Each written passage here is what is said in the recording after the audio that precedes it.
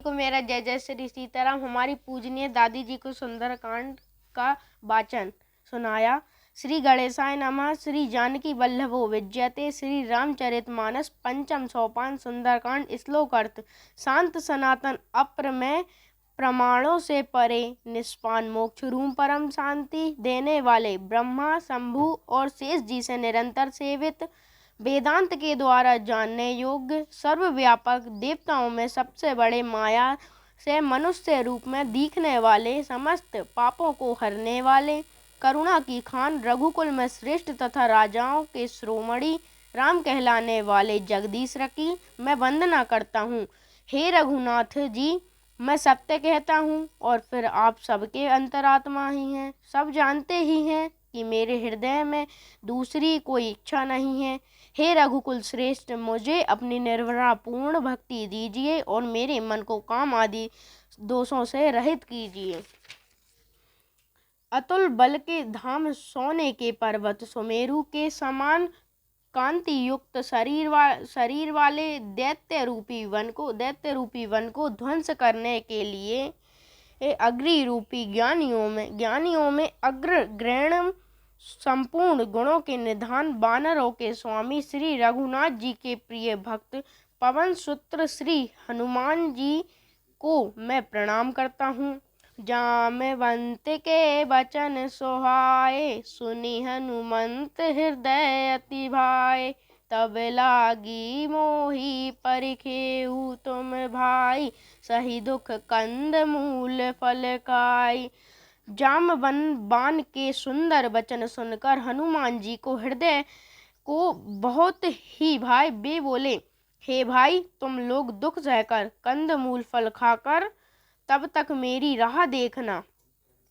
जब लागी आवो सीता ही देखी, हो यही काजू मोई हरस विशेषी। यह कही नाई सब नहीं कहू माथा, चले हरसी ही धरी रघुनाथा।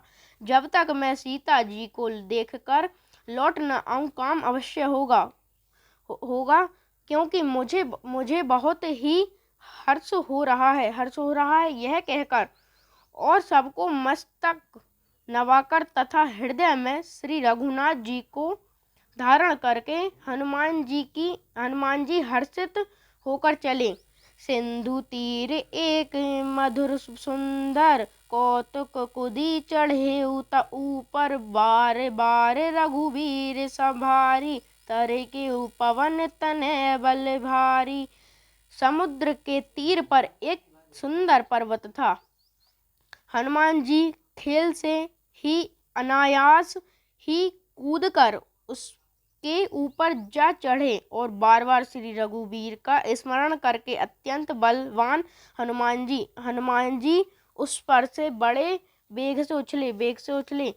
जेहि गिरि चरण देई हनुमंता, चले सोगा पाताल तुरंता। जिमि अमोघ रघुपति करवाना, एहि भांति चले हनुमाना। जिस पर्वत पर हनुमान जी पैर रखकर चले, जिस पर से वे उछले, वह तुरंत ही पाताल में धंस गया। जैसे श्री रघुनाथ जी का अमोघ बाण चलता है, उसी तरह हनुमान जी चले। जल निधि रघुपति दूत विचारी, ते में नाक हो ही श्रमहारी। समुद्र ने उन्हें श्री रघुनाथ जी का दूत समझकर मैनाक पर्वत से कहा कि हे मैनाक, तू इनकी थकावट दूर करने वाला हो, अर्थात अपने ऊपर इन्हें विश्राम दे।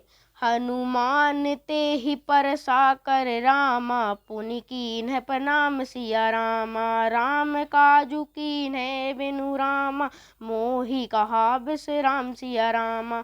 हनुमान जी ने उसे हाथ से छू दिया, फिर प्रणाम करके कहा, भाई श्री रामचंद्र जी का काम किए बिना मुझे विश्राम कहा। जात पवन सुत देव नह देखा, जाने कहू बल बुद्धि विशेषा। सुरसा नाम अहीन के माता, पठ इन्हें आई कही तही बाता। देवताओं ने पवन पुत्र हनुमान जी को जाते हुए देखा। उनकी विशेष बल बुद्धि को जानने के लिए परीक्षार्थ उन्होंने सुरसा